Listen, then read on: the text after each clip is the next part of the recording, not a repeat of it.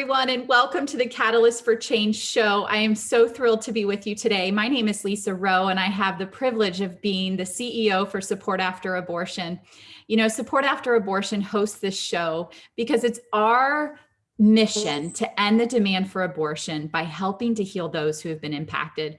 We believe that to do that, we need three pillars. We need to inspire compassion. You'll hear that today with our speaker, author, so many other things that she's going to share with you today. We want to promote collaboration among leaders. You're also going to hear about that today. And we ultimately want to build the capacity for programming so that the millions of men and women who need help, who are hurting and living in silence after abortion, can find the healing that they deserve.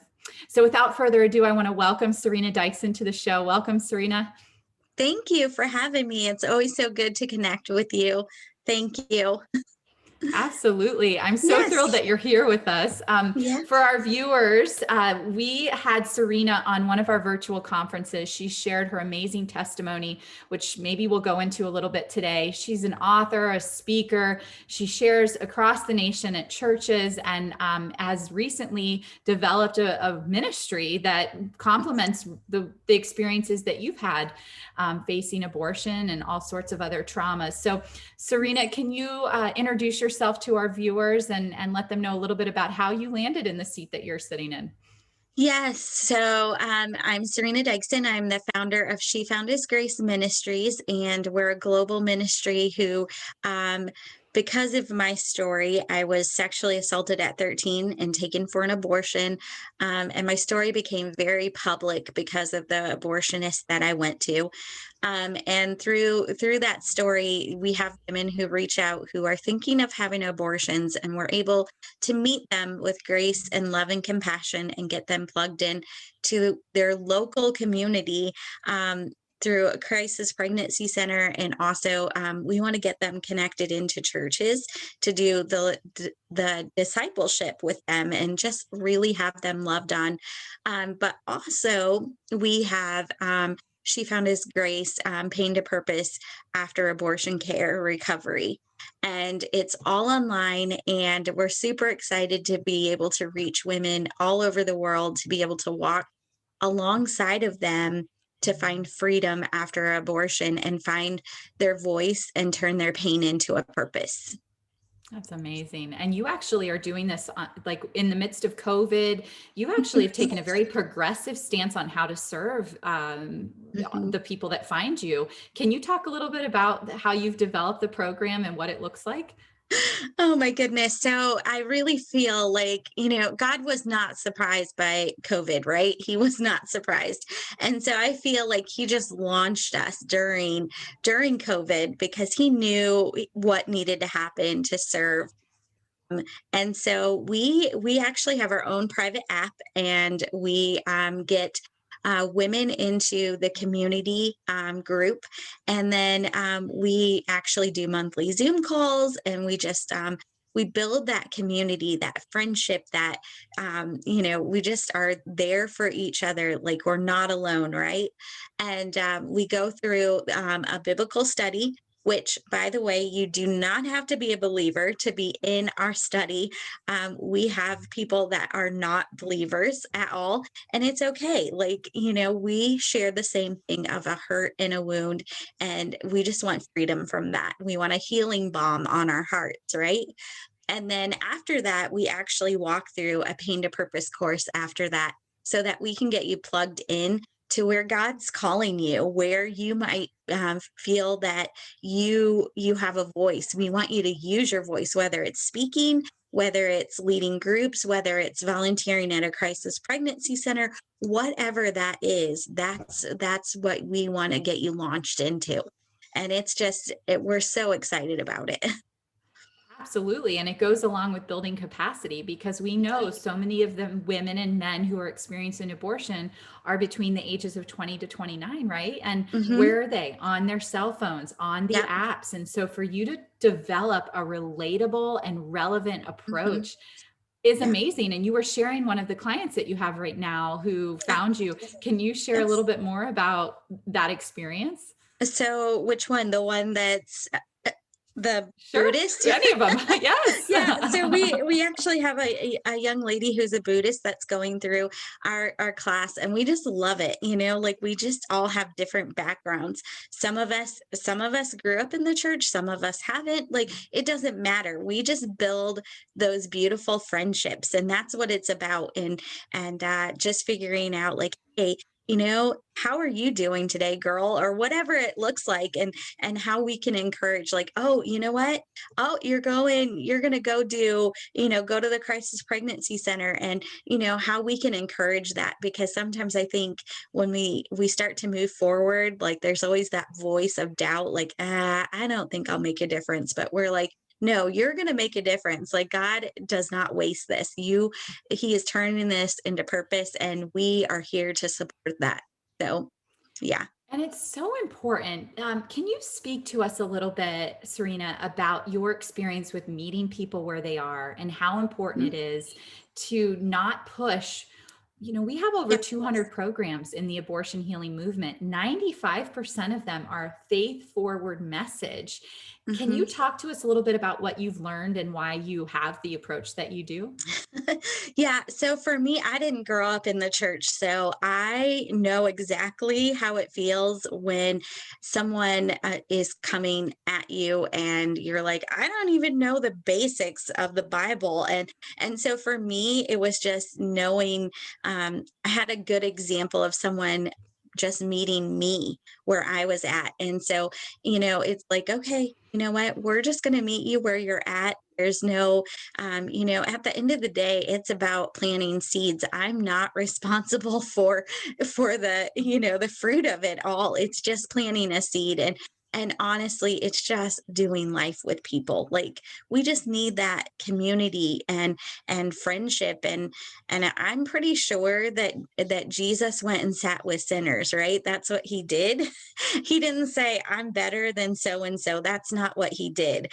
And so we just want that approach of that grace, because that's how I found God's grace in my own life, in my complete brokenness, totally not deserving any of his love and compassion. And all he wanted me to do was stop running and just say, okay, I'm hurting, I'm wounded. And he said, okay, daughter, I love you, and I'm going to lavish you in love. And you know what? That's really what we want to do, is just meet these women right where they're at. So, Wow. yeah. And there again, just showing your understanding of how important it is to grow with the movement and meet Mhm. people where they are. Yeah. Because what I have found is that if we don't meet people where they are, we end up actually doing more harm than good, Mhm. because it's not saying we want to stay there with them, but then they don't get help at all. And so I've Right. had people, Serena, girl, I've had people say things like, well, then how do they get ultimate healing? God's the ultimate healer. And it's like, I am living proof that he's the ultimate healer. Like Yep. if you knew me before God, I was not who I am today, Right. but I couldn't have started where I am today. And I Right. feel like so many people have lost perspective of Mhm. where they started. And then others never really even knew where they started, so they can't relate. And so Right. the way that you are approaching men and women is so important, Serena, from our perspective as support after abortion. So Mhm. kudos to you. Huge.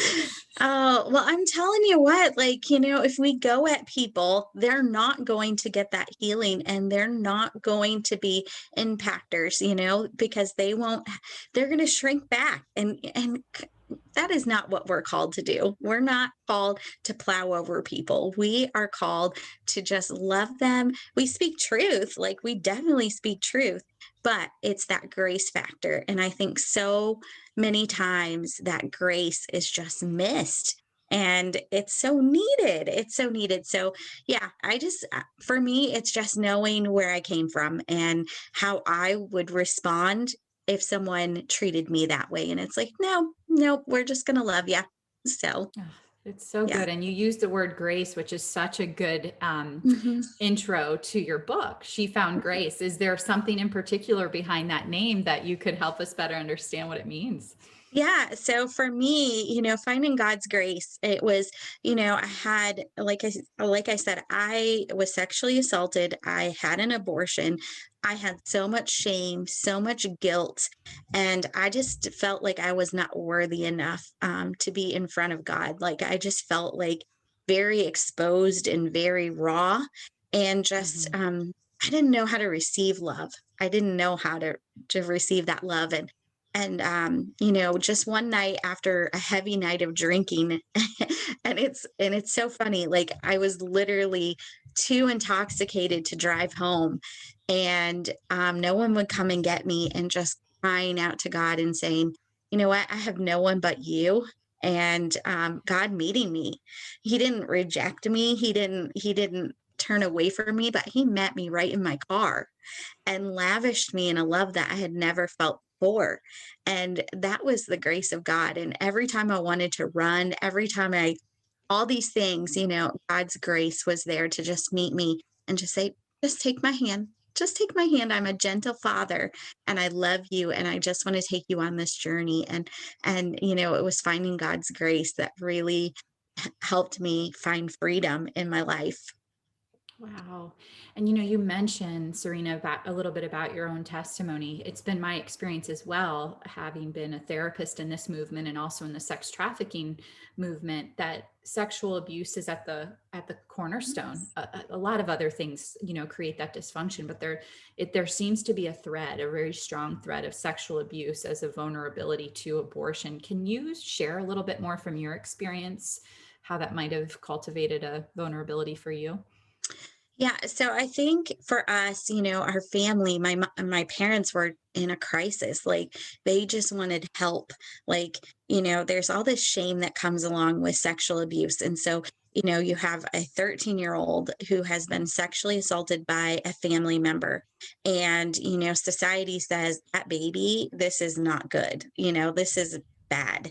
And so, my parents just they were looking for help, like how, and you have to remember too, there was trauma in their past as well. And so you have that unhealed wound and just that shame and guilt that's rising up in them.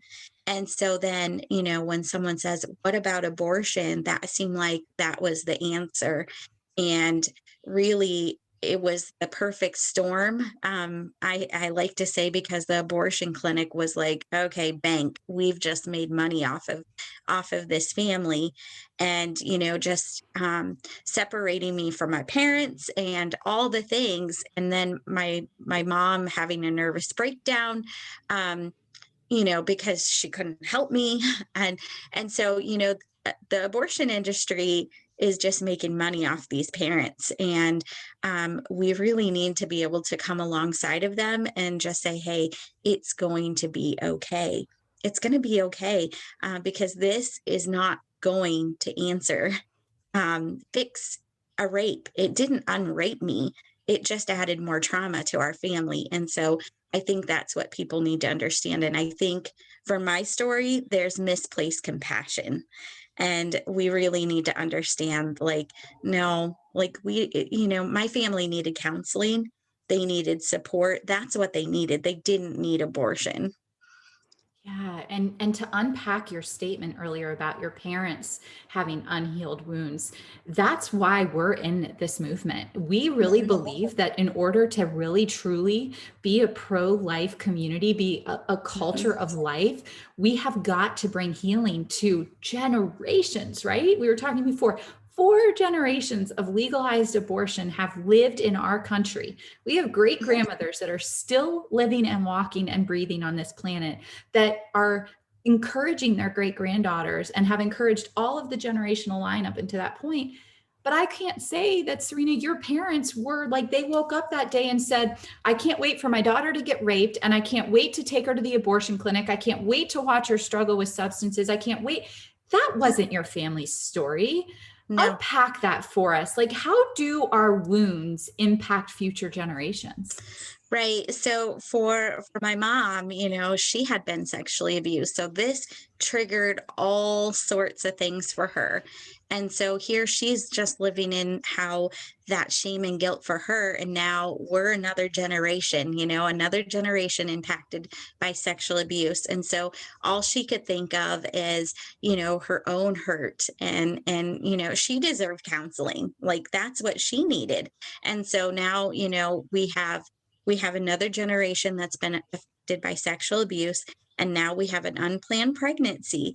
And so, like, the other part that I love about She Found His Grace Ministries is we also have 27 other community groups that we can plug people in, whether it is someone that's walking through sexual abuse, abortion, marital issues, whatever it is, we can get people plugged in because we want them to find that healing and that freedom, because that does play a difference in how people will respond to a crisis situation.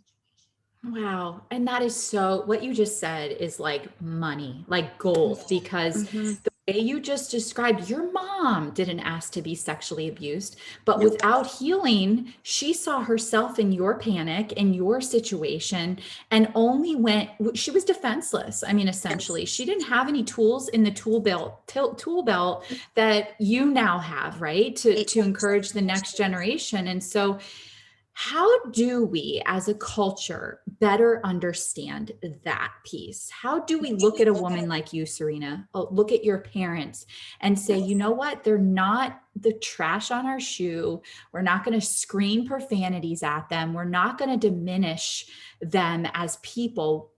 Mhm. What can we do differently?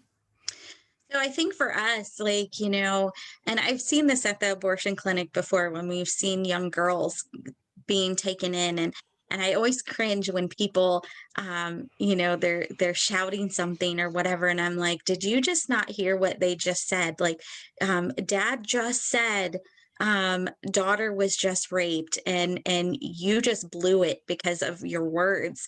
And so, I think we need to be in the front lines of saying this is what we offer. I find in churches we don't talk about sexual abuse and we don't talk about abortion. And so, that's why I feel like my story has been such an impact for people, because we've just been sitting in the church pews or in the community not talking about these things. And so bringing awareness and saying, hey, you know what, you're not alone, and you know what, we have this community for you. I remember asking about the support as a for sexual assault, or talking to some parents whose kids were sexually abused, and trying to find them support, and there's zero support for them, and they're just like, I need help, like I need this refuge, I need someone to say, you know what, I understand your pain, I hear it, let's unpack that together. And so for us, that's really kind of where our hearts are at, to make sure that we are able to unpack that pain, and really let God heal that pain. And Yeah. yeah, that's our heart.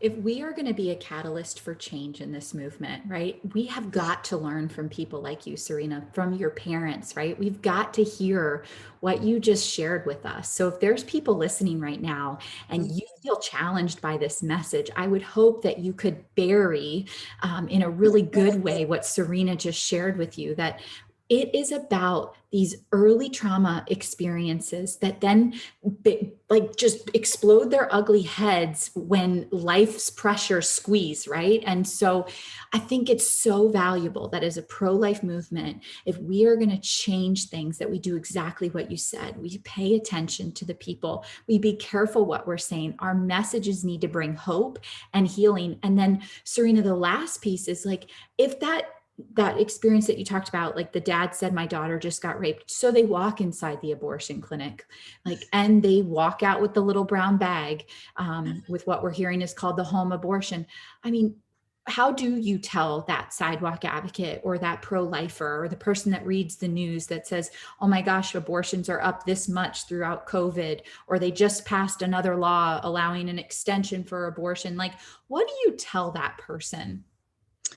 So for me, I think we need to understand their stories, and if we can understand people, and once again it gets back to meeting them where they're at. If we could say, hey, like, I see you, like, I get that. I hear what you're saying. They're going to listen to that, because deep down that's what people are looking for. They're looking for someone that says, I see you, I feel your pain, and you know what, I have a solution, I want to help you. And people are going to listen to that. They're not going to listen to people throwing their 2 cents in. And I just remember the abortion clinic saying to my mom, make sure you walk in quickly because the people outside hate you. And I remember her response of just being so angry, because she's like, they don't know. And I won't repeat what she says. It's in my book, but I won't repeat what she said. And I always remember that when I go out to the clinic or when I'm talking to someone, so that, like, I want them to know, like, hey, I see you. Even when I have pro-choice people, I'm like, you know what? If we can get to the core of really where that hurt and that wound is and unpack that, they're going to respond so much differently than if we plow over them. We can't do that. We have to stop doing that. Wow. And so, I'm reminded of how much society has shifted with mental health. We used to Mhm. stigmatize bipolar disorder and schizophrenia. PTSD even was Yes. stigmatized after Vietnam, right? There were so many things in our culture. And I saw this awesome commercial at the Super Bowl where they talked about diabetes and how we test. And the message was, stop pricking your finger. We now have drones that are delivering packages to your door, Yeah. right? And so they've now modified to a cell phone that can somehow test your blood sugar. I mean, amazing, right? Right. But what we haven't done as a pro-life movement is shift, right? And do Right. exactly what you're saying. We haven't taken the time to understand what's been working, what hasn't been working, and Mhm. how to meet people in this space and place. And that's why I love that you've launched an app. You're meeting people right where they're at. Your message is not as much about save the baby, but save the woman, save the man. Let's heal families. Let's heal families. Because Yeah. that's the reality. That's your story, right? Right. It's healing the family, right? Like, we all have some trauma. And we always say it's like a sponge. Whatever's in us and we squeeze it, that's gonna go all over the place, right? And so we want to make sure, like, hey, what's in there and how do we get to the core of that? Because that's really where the heart is of I think of women that feel unworthy. Well, where is that coming from? And what lie are they believing? But if we can't get to that core, then we're not gonna she's not gonna feel like she's worth being able to be a mom. And I hear that all the time. I can't be a mom. Do you know my life's a mess? Do you know this? Do you know that? And it's like, okay, if we can unpack all that stuff that's under there so that she knows and work on the trauma part, then she's gonna, that saves a whole generation. Like, it Mhm. shifts the whole family, it changes the whole dynamics. So yeah. And here's something that might surprise people. It might take that abortion experience to enter into a healing Yep. program, Yep. Absolutely. Absolutely. right? Yeah. Yeah. We don't like that they would choose that, but you know what? That might be the thing that totally changes their life and Yeah. turns them to the Lord, and whatever, um yeah, that happens. We see that happen because of that pain. Yeah, and there might be somebody listening that has done this, and maybe subconsciously, unknowingly, they did this where they've put sin in tiers, right? Here's Yeah. the tier one sin, here's the tier three sin. Like tier three is a white lie, tier one is abortion because it's murder. God doesn't do that. There's grace and No. mercy for all of us. Right. And we have to treat this white lie the same way and see people the way God sees them, and that we all make mistakes, and Yeah. God will meet us in our mess every single time if we let him. Right. But we discredit ourselves to be his light the minute we show up with condemnation in our spirit, the minute we show up with judgment, the minute we show up non-approachable. Um, I think about what the doctor said to your mom. I mean, she didn't even stand a chance to get help from the people that were on the sidewalks. No, no, and we know that happens all the time. And I love how you use the word approachable. And that's what I tell my team all the time. We want to be approachable, and we want to be the people that are set apart, so that we are those safe people. I had a lady share once. She was 17, and her parents said that she had to have an abortion, and she did not want to have an abortion at all. And she got to the clinic and she noticed two ladies just praying. They were not making a scene, they were not doing anything but praying. And she knew they were safe. And she got out of her car and she ran as fast as she could to these ladies that were safe. And you know what? Her baby's life was spared because of that. And I share that story with people so that they know, like, be that safe person, be approachable. And, for me, even going when I go to the clinic, I want to be that person, even to the people that work at the abortion clinic who are the escorts, because you never know when they're going to decide to get out. And I want to be that person that's like, hey, we're here for you. Like, we want to help you too, because we have good news for you. And, if I'm out there shouting, I lose my witness. Like, what's the good news in that? So, yeah. Wow. And you just really even branch this out further. Abortion isn't just about baby. It Yeah. isn't just about mom. It isn't just about dad. I mean, you just mentioned it. It's about abortion clinic workers. It's about the doctors. It's about the nurses. It's about the pastor. It's about the therapist. It's about whomever was invited in or maybe not invited into that conversation. It's been systemically impacting our world for 50 years. Mhm. What are we doing without a healing message? I mean, there are people that would say, I didn't personally experience abortion, but like me and my sister, I had a very poor conversation with my sister when she told me she was unexpectedly pregnant. 10 Mhm. years ago, before I knew God, before I understood what it was to be pro Yeah. life or pro choice, Serena, I said, how are you going to raise this baby?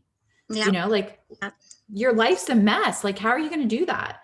Yeah. I didn't know what I didn't know at the time. Right, right. And that's what I say at churches too. We have to be careful of what we're saying in the church. Like, I had one lady say, she walked up on these ladies talking, and she heard them say, "I can't believe she's pregnant again."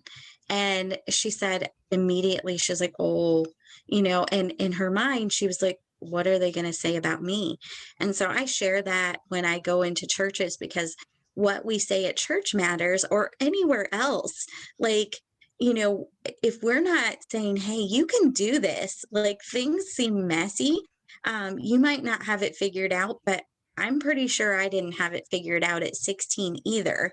And what I do know, though, is the church that I went to at the time, they didn't let us sit in just continuing to do what we wanted to do.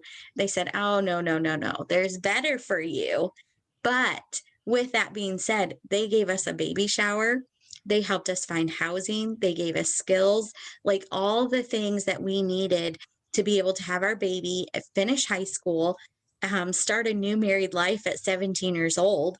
And, they did that so well. And I think if churches and other people would just really um, get that piece of the puzzle of, like, hey, because I'm pretty sure we all fall short every single day.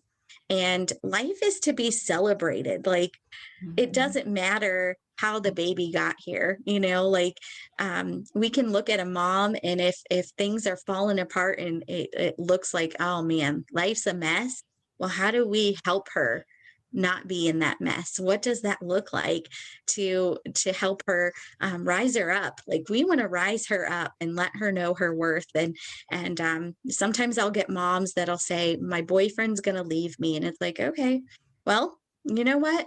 we would love it if he would stay, but if he doesn't, we're going to help you be strong in choosing life. And he's either going to come around or he's not. And, our heart is to find men that will walk alongside of him too, because there's beauty in that whole family unit. But we also know that men are growing up without fathers. They don't know how to be fathers. They don't know how to do those things. And for us, it gets back to another thing of not shaming them. How do we help them be men? How do we do that? And so we just we actually have a couple of men that feel very called to our ministry, and so we're excited that we're going to be able to offer that piece of the puzzle as well for men. That's so good. And we're creating a men's task force right now, run by our COO, Nathan Masirian, and he is like collecting the most profound authors, speakers, influencers in their own community, men who have been impacted by abortion. And together, they're just cultivating an environment that I feel like is going to be able to shine for the world to see. We're going to do several, maybe a whole series on men and abortion, because Serena, you're right. I mean, yeah, you might be able to help serve the woman, but if he's the number one influencer in the pregnancy decision and you don't have support for him, again, your voice is like depleted. His voice is going to sound so much larger. And it's for the same reasons. It's not that they don't want to be fathers. It's that they don't have the tools, and that all of their junk is like coming up in the midst of all this pressure, and they don't know how to respond to it. They react, and they react the only way they know how. Right. And that having those tools is so important. We have to give people tools, whether it is on the front end, helping them choose life, or if it's on the back end of recovery. They have to have those tools. They just have to. You're So, so awesome. I love this conversation. It's so in line with what we believe. Something you said that I feel like is really important. If there's a clergy member or an influencer in a church listening today, I want you to hear something that Serena said that is invaluable to you. If you don't feel comfortable speaking from the pulpit about this issue, invite somebody like Serena, invite her in and let her be the one, let her be the mouthpiece. yeah. Yes, and that's just it, right? Like I spoke at a church recently, and the pastor, what I loved what he said was, you know what, you might not feel comfortable coming to me, but go to her organization. And so we want to bridge that gap, because we know that there are men and women in the churches who've had an abortion, and they're sitting in there and they're hurt and they don't know where to go. I didn't know about abortion recovery forever. Praise the Lord that, a dear sister said, "What do you think about post abortive healing?" And at that point, and I find this a lot in the church, like we think we're really good, better than what we are, right? And so when she asked me, I was like, "Oh, I'm good. Like I've had an encounter with the Lord," and just her saying, well, I have to say, the Lord prepared my heart up for this point, because um, I just remember the Lord being like, how can you ask people to go on this journey if you don't do it yourself?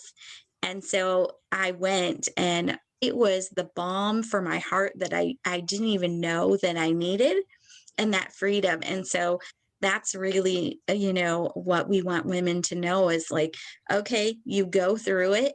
And, okay, if nothing happens, nothing happens. But what if something beautiful comes out of going through the healing process? What if? And so we just want to offer that for churches. And I know pastors have so much on their plates, and the last thing that they want is someone coming in and busting all those wounds open. But we have a solution. We can help with that. And we want to help with that. That's our heart. We want to serve with that. So Wow, girl. So if somebody is inspired by today's message, or they want you to connect with them, or they want to buy your book, how would they get in touch with you? yeah, so you can go to shefoundhisgrace.org and you can get my book off of there. You can book me to speak off of there. You can connect with us if you are post abortive and you're just like, I want to take the next steps. ahead, send us a message for that as well. If you're a husband or a dad or someone that's been affected by abortion, we have ways to get you plugged in as well. But just go to Serena. She found his grace. .org, and you can also find us on Facebook as well. That's amazing. Well, I am so thrilled, Serena, to be connected with you. I love how God ordained our connection and how you've been so open and willing to participate in all the things that Support After Abortion is doing. I strongly recommend what you're doing to anybody listening right now. We are really grateful for Serena's approach. She truly is on the very progressive end of the spectrum. And when I say progressive, I mean just really approaching people in the way that we believe people want to be approached. In fact, the way the consumer research tells us that people want to be approached. And I'm just so grateful for you, Serena.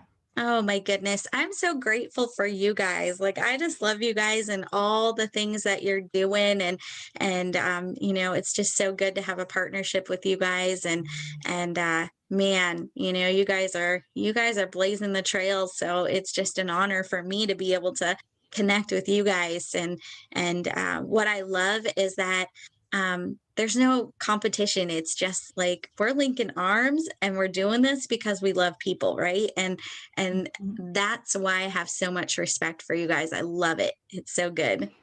And together we are stronger. Serena, in 5 years, Support After Abortion doesn't want to be providing the program services for clients. We want more organizations to do exactly what you've done. Find what's working and do it well so that more and more people, this 10 people a year is not working. There's too many people that need it. I mean, we put a group online, Serena, and I know you experienced this, and it's full in 2 days, right? Yeah. Yes. Yeah. Oh, girl. Yes. That's just it, right? Like, our groups are full, and we don't lack from people wanting to go through healing. That is not a problem at all. And so we know that we want to duplicate. We would be kidding ourselves if we think that we can just do it on our own. That is not going to work. We want to duplicate and keep duplicating and empower. God has a call on so many lives, and if we don't walk through that healing, we're gimping along and not be able to walk in that fullness. And we're like, girl, walk in the fullness of freedom so that you can be a powerhouse. And I really believe that God is rising up a post-abortive army, because we can speak into it, but we have to have that freedom first. Amen, girl. Well, that is just a perfect segue to say thank you so much for joining us today. We are thrilled that you took just a time out of your day to understand what it is to be a catalyst for change in this movement. Serena's challenged us with so many wonderful things. If there's anything in this message that challenges you, contact her. And if you're looking for training in order to do this better, go to supportafterabortion.com and we'll get you connected. Have a great day. Thank you for joining us.